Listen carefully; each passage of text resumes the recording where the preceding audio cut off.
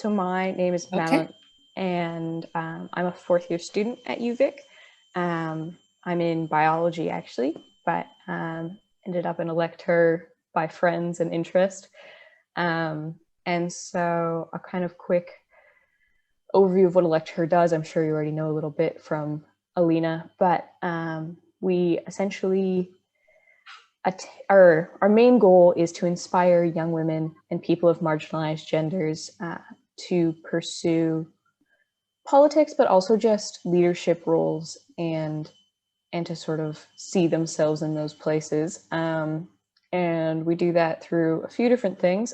This speaker series, the goal is sort of to talk to women who have already done it, figure out their story, how they did it, how they built their confidence, and hopefully pass that on and inspire some future listeners. And so before we get into you and your work, I'm just going to do a quick territorial acknowledgement. I'm in Victoria at this time, so I'd like to acknowledge with respect that I live upon the Songhees, Esquimalt, and Wasanish people's territory, and that their vital relationships with the land continue to this day. And so thank you again for being here with us, and I will hand it over to you for a quick introduction. Okay. Thank you, Madeline. My name's Corey Levine, and I'm actually in the territory of Afghanistan, where there are many different nationalities that live here, that this has been their land, including the Tajik people, the Pashtun people, the Hazara people, Uzbeks, Kuchi nomadic people, Sadat people, Baluch. There are also others, but that just gives you an idea of some of the people that populate the country of Afghanistan. And so, to give everyone a sort of a background, what are you doing in Afghanistan at the moment? Yes. So I am here working for UN Women, one of the UN agencies here in Afghanistan, providing support, humanitarian development and political support to Afghanistan, which has been in conflict for almost 42 years now. And I'm here actually, I guess this is a timely conversation because I'm here to provide support and to work with Afghan women members of parliament. Oh, that's very interesting. Mm-hmm. And so I know you just recently arrived, but have you been working this position for a while, or is this? No, this is just, I just came a couple of weeks ago, and I was in quarantine first. So I'm just starting. I had my first meeting with some of the Afghan women MPs earlier this week, and I will meet them again on Sunday. But I have been working, I've been coming to Afghanistan for almost 20 years now, just actually since the fall of the Taliban, just shortly after 9/11, and I've been working with Afghan women in a variety of different positions over the years.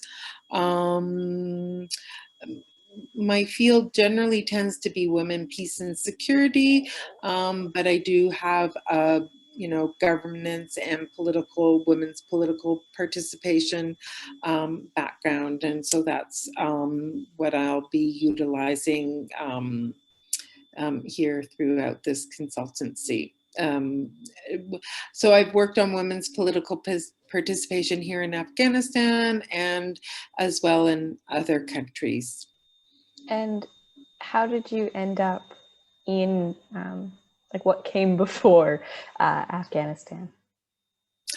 Oh, Goodness. So I've been doing human rights work in conflict zones for almost 25 years now. My focus has generally been on women. Um, whether that's been, as I said, on women, peace and security with the UN, women's political participation, working on addressing violence against women has also been a big area.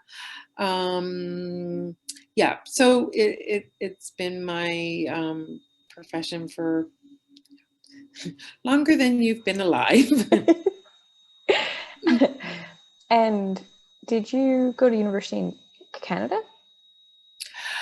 I did, but I never got a degree. I ended up getting, without going into too much detail, I ended up managing to get a master's degree without having first got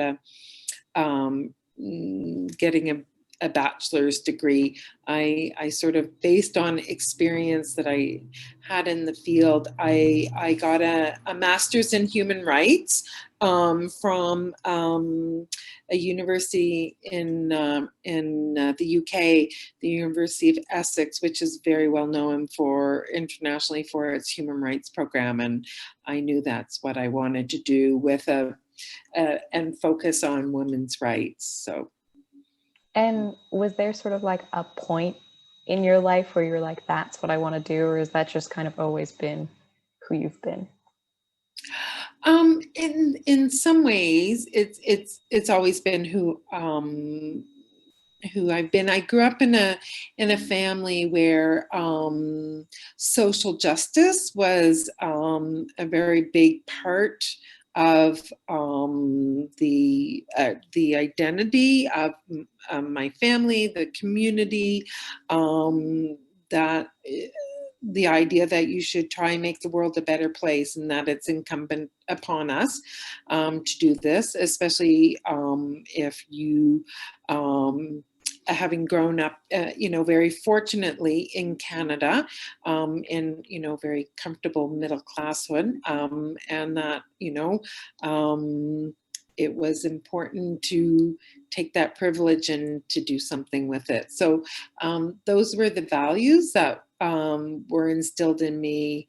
So I always knew it wasn't a conscious thing that I knew, but it was just, this was part of my identity. But it wasn't until,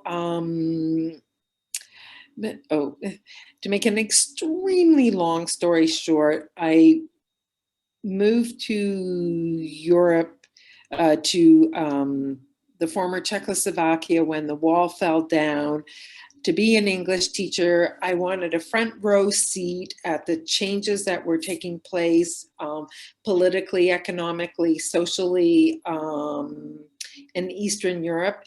And then through that, I started volunteering at something called a Gender Studies Center, and I helped them set up what turned out to be the first hotline for women and girls experiencing domestic and sexual violence in Eastern Europe.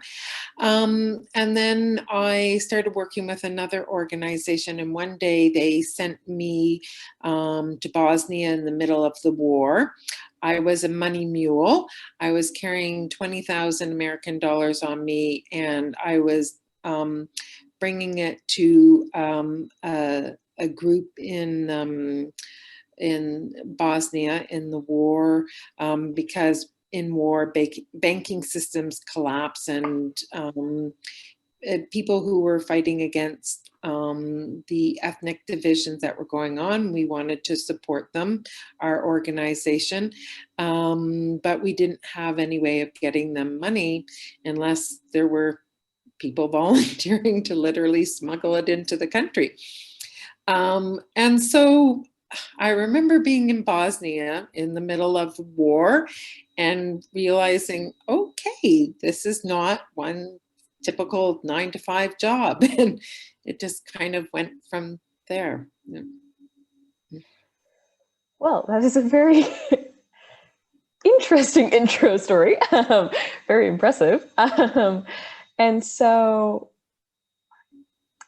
what would you have said was sort of like the biggest learning curve across either those early sort of jobs or what you're doing now? Oh, And it might be a I few. think, yeah. Okay, so, I mean, the story that I just told is absolutely very real, and it's, a good story to dine out at cocktail parties on and everything. But I also remember being in Canada and watching the no, I was in Prague. Well, wherever I was, watching the news, watching the horror stories that were going on with the Bosnian War. And again, the audience will be too young to know about the civil war that decimated the former Yugoslavia in the early 1990s, and just being horrified at what I was witnessing on the television, and feeling paralyzed and helpless, and feeling like, okay, need to do something. And I think, the reality is that, because I was already living there in Eastern Europe, so it was quite close. My grandparents came from another part of Eastern Europe, so it probably resonated for me in a way more personally than other conflicts had. And I hadn't really previously thought about. I have been interested to work with refugees. Upwards of half the population was displaced in the Bosnian War. And there was something that I said, I don't want to sit here and feel helpless. I want to contribute somehow. So that was at the back of my mind when I ended up in Bosnia for the first time. Yeah. And that was my first war zone, as they say. And many others have followed. Yeah, which I think is definitely, I could talk to you about all of that all day because I think your whole career is fascinating and very inspiring. And so sorry, go ahead. No, well, I was going to say, it's not for the faint-hearted. It's also not a career. I mean, I guess I certainly have had a career. I haven't taken a traditional path. I wouldn't necessarily recommend this path. It was not well thought out at all. None of it was pre-planned. So yes, I'm not probably the best example of, the stepping stones of how to get a career in this field. Which kind of leads into what my next question was going to be, which was if there was someone who is listening who was interested in following your footsteps, what would be your advice?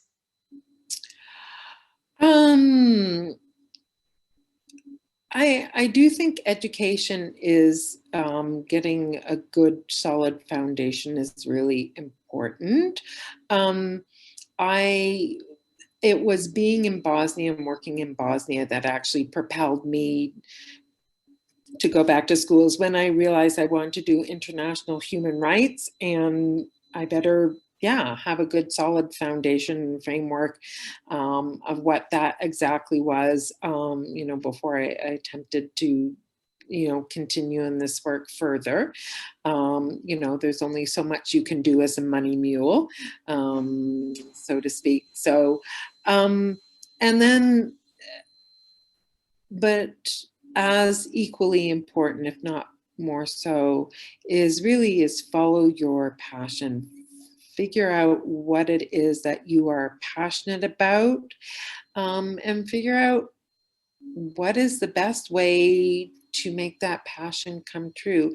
And for everyone, it will be a completely different path. But, you know, it sounds so trite and cliche to say, um, but yeah, I can't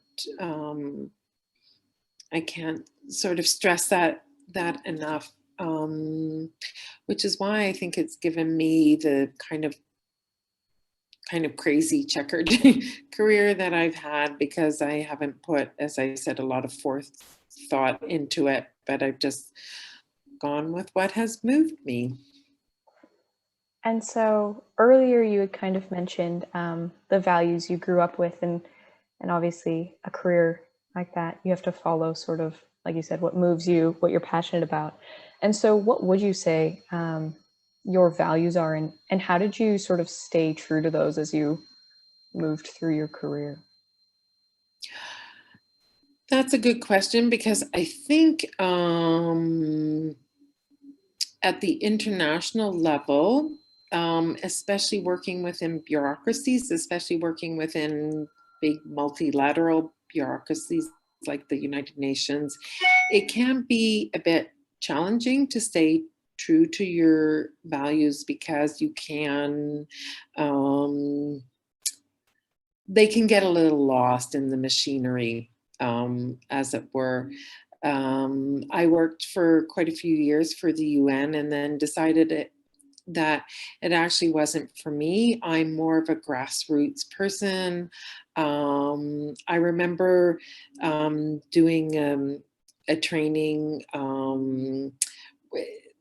You have to have all these trainings all the time about working in insecure environments, and things like that, where you do simulations, you're in the field, you know, pretending that you're in the field for, you know, a day, 5 days or whatever.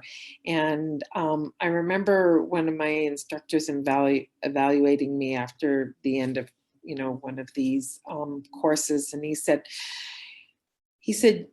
you could just sit on the ground and talk to people all day and just, you know, be comfortable with that. And I said, absolutely. That is really where my passion is. And sometimes with, you know, big bureaucracies or institutions, bilateral, multilateral, it's difficult to do. So I left the UN, and I just pursued um, other avenues. And then, yeah, after a decade break, I decided to take on this consultancy, because I would be working directly with, you know, a particular group. I don't know what I can offer them, but you know, but at least I get to work directly with the group that we're, you know, supporting. And so to sort of either to join the UN or to leave the UN obviously takes a degree of confidence, and I know that's a big thing for younger people, is visualizing themselves in those positions, and having the confidence to sort of go for them. How did you build up that confidence? Well, I want to say you know, even at my advanced age, I still, you know, struggle with confidence, even though I've managed to, you know, have a fairly successful career. I think women tend to um, suffer from a lack of confidence more than men. I think your anyone's career, you're always going to have those failures. I think it's important to learn from the failures, to, you know, be able to pick yourself up, dust yourself off, and move on. I've had some disastrous jobs where I've had to tuck my tail in between my legs and just wanted to go running home. But it's like, okay, what can I do so that the next time there are these pitfalls in my way, that I don't get into the same pitfalls. You know, I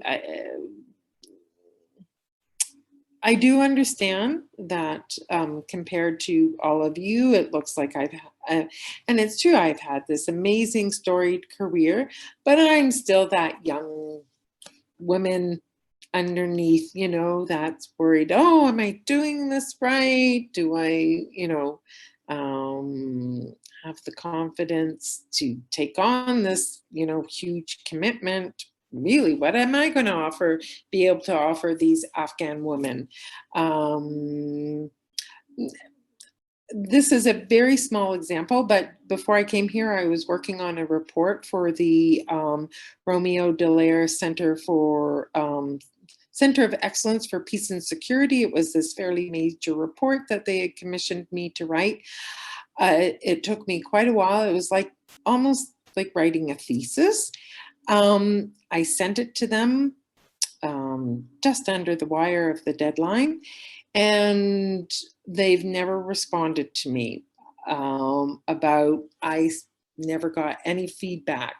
And even after all these years, it's like, okay, I know this is the way the Department of Defense operates. It's not like I need to, have my head stroked, but I just still want to know, did I deliver what they really wanted, or didn't I? And we'll never know that. So that's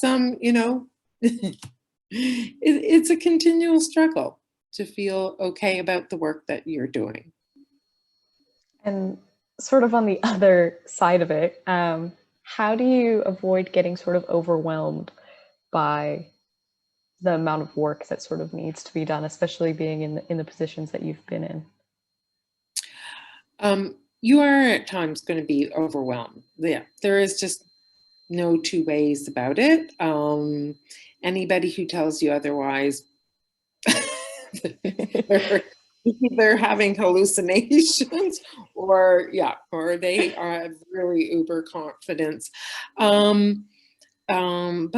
find those, particularly in working environments like these, which are very, closed and cloistered environments, find those supportive allies, find those colleagues who,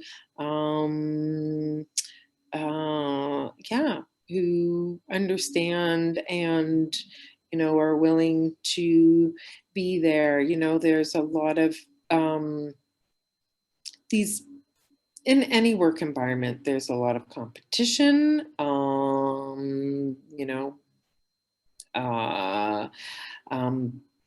People whose prime objective is not necessarily the terms of reference of their job, but maybe more to get ahead. So watch for those pitfalls.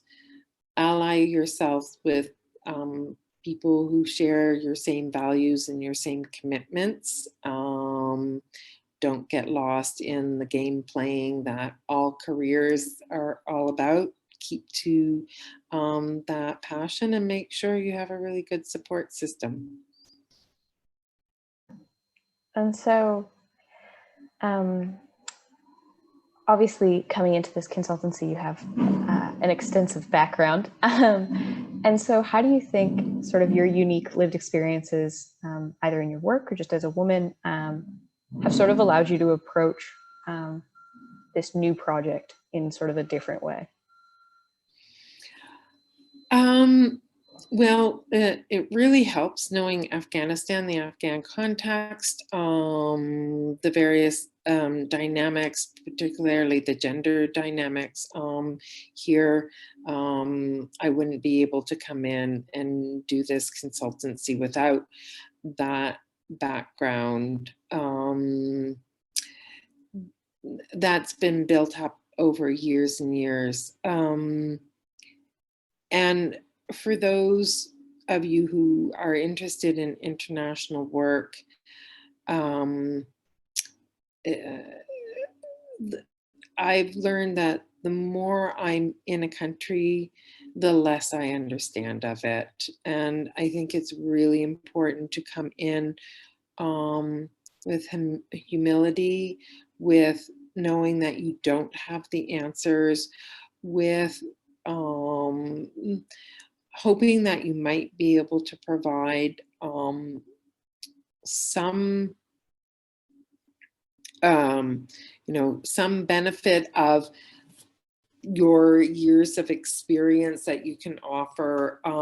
Connections, I have connections that they won't have. So yeah, I see myself as a facilitator in that way, to a certain extent, facilitating contacts, connections, networking, which is often very difficult in these kinds of environment. Yeah, but I still I go back to humility, and a feeling that you're going to be learning as much from your interlocutors as they are going to be from you. And so if I can just share very briefly, a few years ago, I was working in Mali, Africa, and I was the only female civilian in a 550 person military mission, and the only Canadian because it was a European Union military mission. And I was the international humanitarian law, which is the laws of war, gender and human rights advisor to the head of mission. And I would sometimes go and do training with the Malian soldiers on the laws of war and, women's rights, human rights. And most of them were foot soldiers, and some of them didn't even have shoes. And so there I was teaching them about, the Geneva Conventions, and things like that. And they look at me and they go, yeah, that's all great and fine. And we can understand, where these conventions come from and why. But we're operating on a completely different battlefield, a battlefield that these laws and these conventions don't provide us any answers to. And, that was a very powerful lesson to hear, the Geneva Conventions, which are, considered sacrosanct. And just about every single country in the world has signed on to the Geneva Conventions. And to have my students say, yeah, sorry, they are not relevant to the realities of our lives. Yeah, I definitely think it's very interesting to think something so international still has those limitations of different cultures and different contexts, which I think is lots to think about. And so it might be a bit of a vague question for your work, but how have you applied sort of an intersectional lens, sort of talking about different cultures and being a woman in the field and those sorts of things? How has that sort of factored into what you do? That is a really interesting question. It's a huge challenge of being a woman. If you are identifying as non-binary, it's going to be even more challenging because, being a woman working in war zones, this is still a very male. I mean, war is about aside from childbirth, war is about the most gendered activity there still is. And, as a woman, as a feminist, you're walking into an environment that is not interested in you, that wants to shut you down. So you have to hang in there. You have to, yeah. You have to learn when to fight your battles and when to just let go. Um, you have to learn. I feel that I'm constantly revising what it means to be a woman. You know, I have to, especially in a country like Afghanistan, you know, there are certain norms that I conform to, that I'm comfortable conforming to, because I feel that's very important to do. And yeah, sometimes I wonder, you know, where am I in all of that? And Yeah, I don't know if that answers your question. I don't think it does, actually. no, it's fine. That was a very interesting answer either way. And do you think sort of working in so many different countries and so many different contexts has sort of shaped sort of your definition, like you said, of what it means to be a woman, and sort of like who you are as an individual? Do you think that's been a big part of it? Yeah, I mean, you know, you have to let go of your own preconceptions of, you know, what is feminism, first of all. You know, Afghanistan, it's interesting talking to you about all of this from Afghanistan, which um, for many years in a row has been considered the world's most dangerous place to be a female. It's at the bottom of the Human Development Index, largely in large part because of the statistics regarding women and girls, and you know, and everyone knows, you know, the female victim of Afghanistan, the burqa women, the girls whose schools get bombed, and all of that.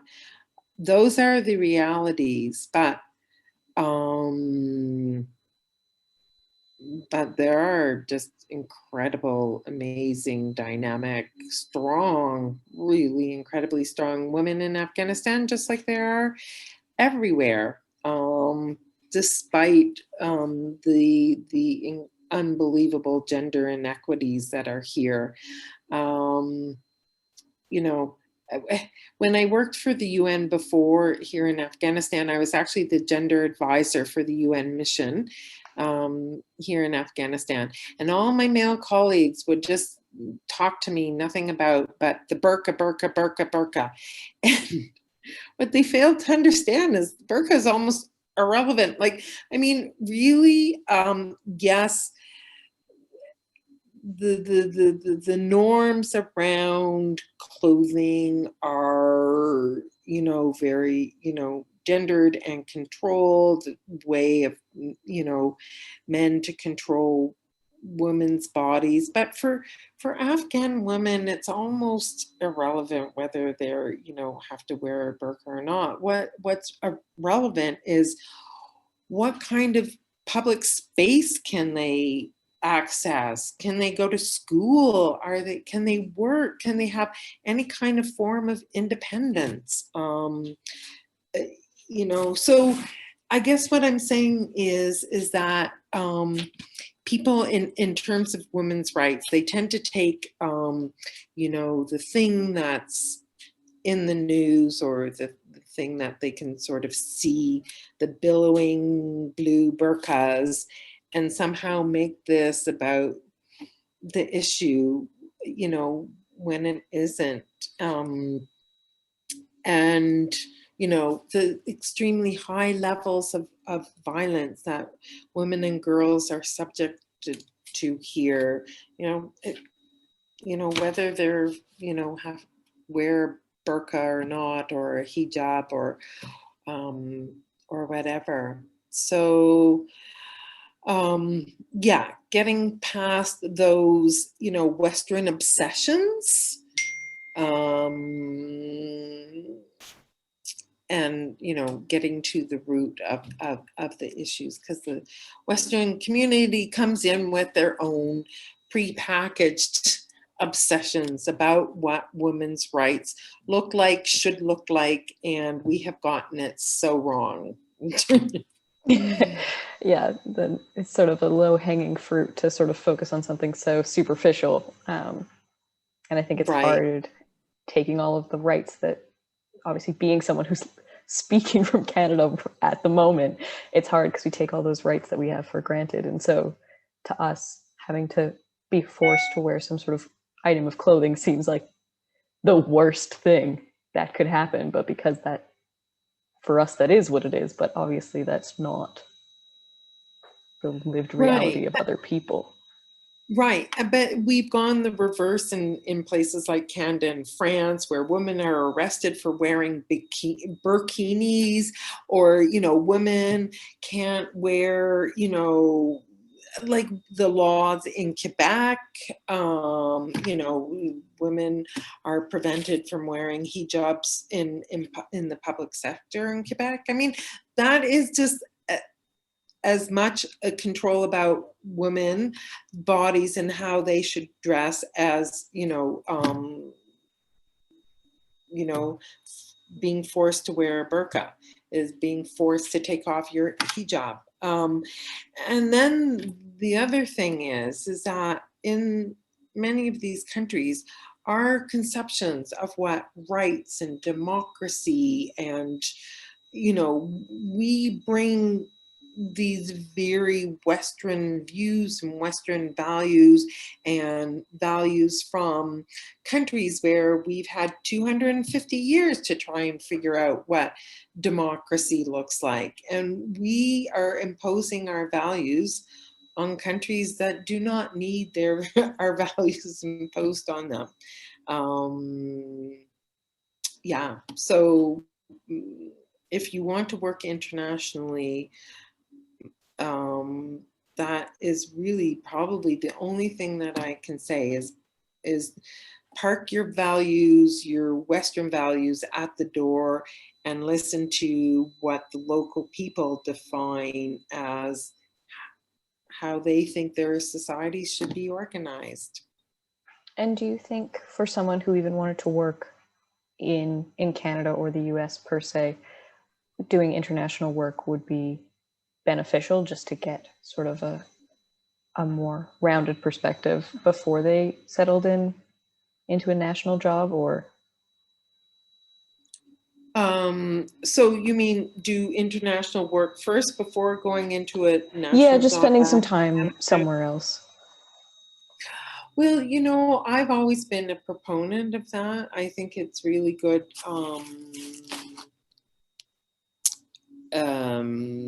to go and get other experiences, have your worldview turned upside down, challenged, and I think it's always good for us to be challenged. Yeah, absolutely. And so I know that it's late there, so I won't hold you too much longer. And so sort of our last question is, what are sort of the next steps for you, both in your work and as an individual? Well, as they say, I'm here for the next 6 months, doing this consultancy. After that, I guess I am, I work as a consultant, which means, there can be some challenges and some positive aspects. You do pick and choose, but there can be fallow periods. So I'm not really sure yet what will come after this. But I'm moving into the end phase of my career. I want to spend more time reflecting. I haven't had a lot of chance to, sort of look back on my career. What does it mean? What are the takeaways, for myself? I write, I published a little bit over the years, mostly about my experiences. I try and use my own experiences to highlight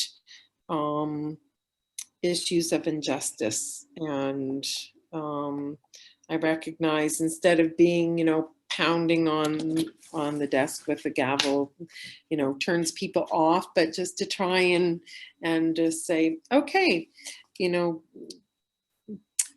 here I am as, the kind of the fumbling Westerner trying to figure out what's going on, and yeah, using that to sort of illustrate and pull back the realities in countries that have either been forgotten about or misunderstood, or issues that have been misunderstood. In my personal life, I spend a lot of time advocating with regards to Palestine. That's a personal passion of mine. As a Jew, I feel it's absolutely my duty to speak out on the oppression that Palestinians are experiencing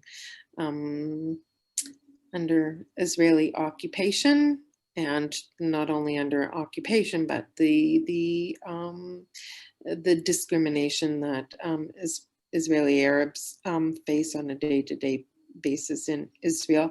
And I will continue to do that. That's become more and more part of my life, an important part of my life, yeah.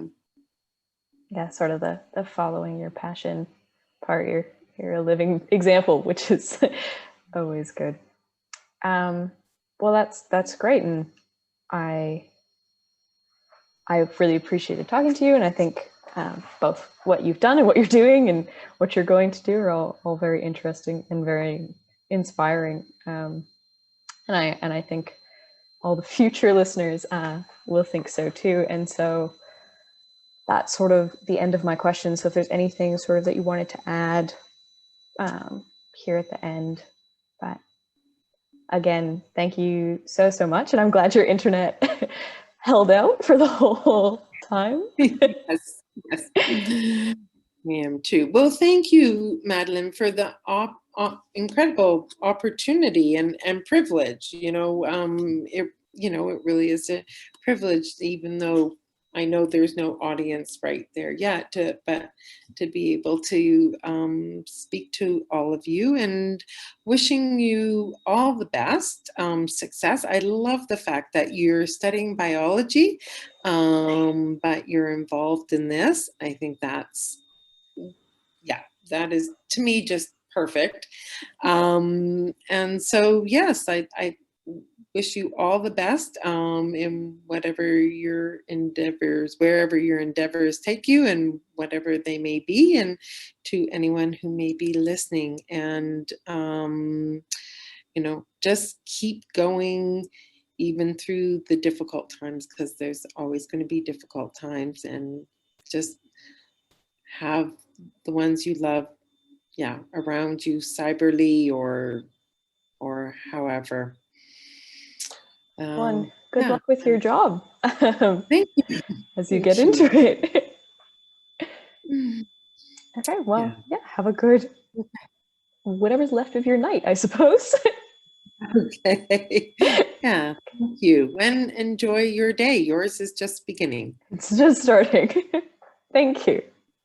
All right. Talk to you later. All right. Lovely to meet you on Zoom. Yeah, you as well. And like I said, I'll send you an email when it's up, and I will talk to you then. Sounds great. Okay. Bye. Take care. Bye. You as well.